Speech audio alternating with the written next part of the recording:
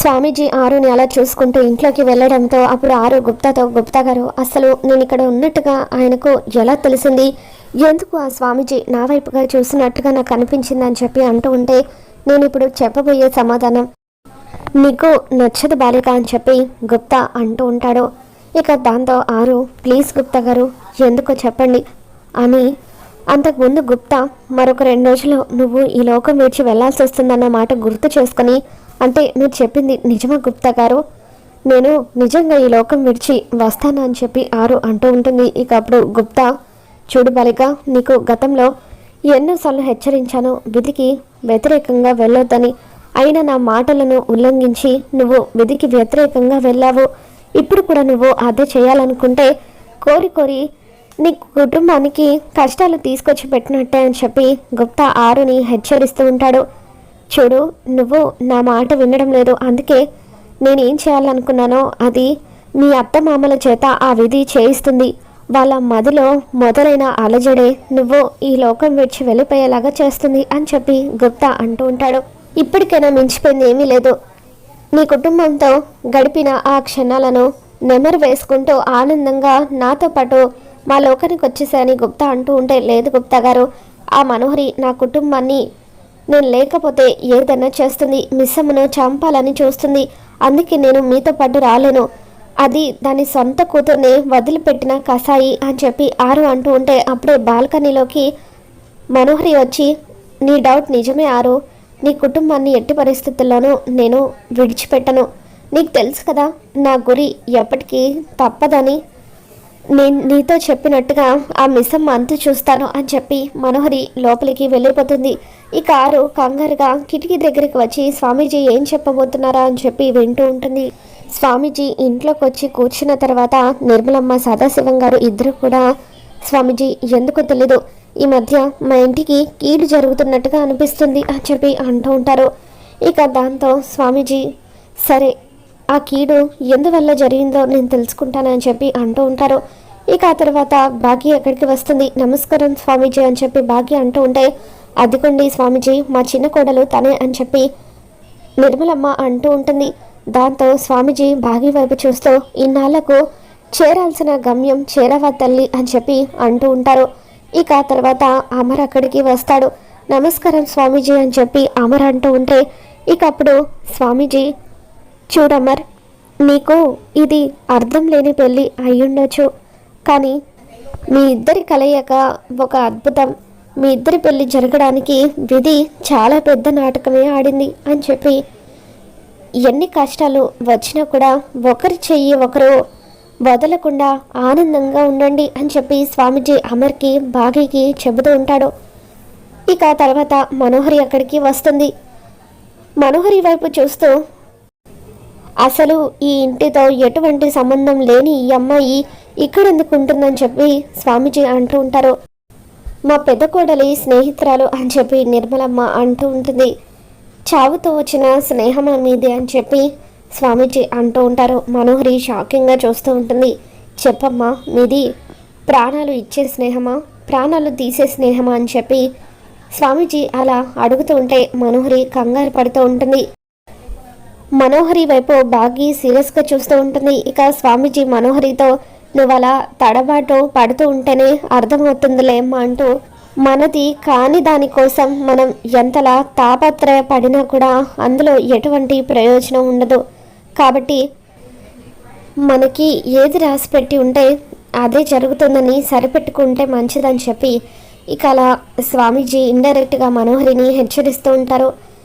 ఆ తర్వాత పిల్లలు కూడా స్వామీజీకి నమస్కారం చెబుతూ ఉంటే ఇక సంతోషంగా ఉండండి అంటూ స్వామీజీ వాళ్ళని ఆశీర్వదిస్తారు. ఇక స్వామీజీ కిటికీ వైపు చూస్తూ ఉంటే అప్పుడు రాథోడ్ ఎవరున్నారు స్వామీజీ ఆ కిటికీ వైపు, ఇందాక మీరు వచ్చేటప్పుడు కూడా అలా లాన్ వైపు చూస్తున్నారు ఎందుకలా అని చెప్పి అంటూ ఉంటే ఇక అప్పుడు స్వామీజీ మీ మనసులో ఉన్న ప్రశ్నలన్నిటికీ కూడా నేను సమాధానం చెబుతాను అంటూ సోఫాలో నుండి లేచి నిలబడతారు. ఇప్పుడు నేను చెప్పే విషయం మీకు ఆశ్చర్యంగా అనిపించవచ్చు, మీకు బాధని కలిగించవచ్చు, కానీ చెప్పడం నా ధర్మం అంటూ ఈ ఇంటి పెద్ద కోడలు ఎక్కడికి వెళ్ళలేదు, ఇక్కడే ఉందని చెప్పి ఆయన అంటూ ఉంటారు. అందరూ కూడా ఆశ్చర్యంగా చూస్తూ ఉంటారు. నేను చెప్పేది నిజం. ఈ ఇంటి పెద్ద కోడలు భౌతికంగా మీకు దూరమైనప్పటికీ ఆత్మగా ఇక్కడే తిరుగుతుంది అని చెప్పి అందువల్లనే కీడు జరుగుతుందని ఆయన అంటూ ఉంటారు. ఇక దాంతో అందరూ కూడా షాక్ అవుతూ ఉంటారు. మీరు చెప్పేది నిజమా స్వామీజీ? నా ఆరు ఇక్కడే ఉందా అని చెప్పి అమర్ అంటూ ఉంటే అప్పుడు స్వామీజీ అవునని చెప్పి అంటూ ఉంటారు. ఇక దాంతో అమర్ పిల్లలు వీళ్ళంతా కూడా షాక్ అవుతూ ఉంటారు.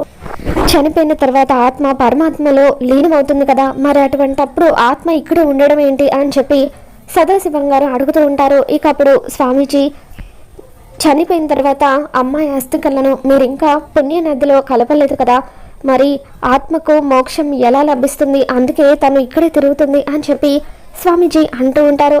ఇక దాంతో మనోహరి ఎలాగైనా సరే వీళ్ళను ఫోర్స్ చేసి ఆ అస్థికలను పుణ్య నదిలో కల్పించాలి, అప్పుడు ఆ ఆరు ఆత్మ ఇక్కడ నుండి వెళ్ళిపోతుంది అని చెప్పి అనుకుంటూ ఉంటుంది.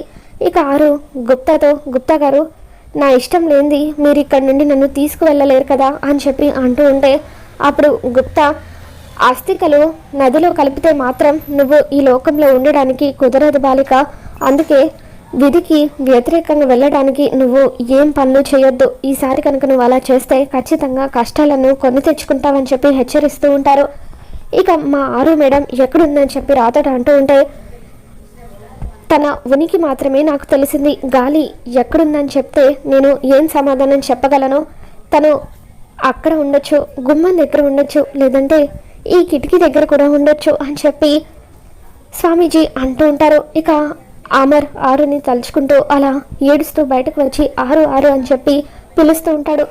ఆరు అమర్ పక్కకు వచ్చి నిలబడి తన భుజాన్ని తాకడానికి ప్రయత్నించి తాకలేక ఏడుస్తూ ఉంటుంది. ఇక బాగీతో అమర్ వాళ్ళ అమ్మ నాన్న అమ్మ బాగి వెళ్ళి అమర్ని తీసుకురమ్మా అని చెప్పి అంటూ ఉంటారు. దాంతో బాగి అమర్ని తీసుకురావడానికి బయటకు వస్తుంది. అది గమనించిన గుప్తా బాలిక మిస్సమ్మ వస్తుంది పద అంటూ ఆరుని అక్కడి నుండి తీసుకెళ్ళిపోతాడు. ఇక బాగి వచ్చి లోపలికి రండి అంటూ అమర్ని ఇంట్లోకి తీసుకొని వస్తుంది.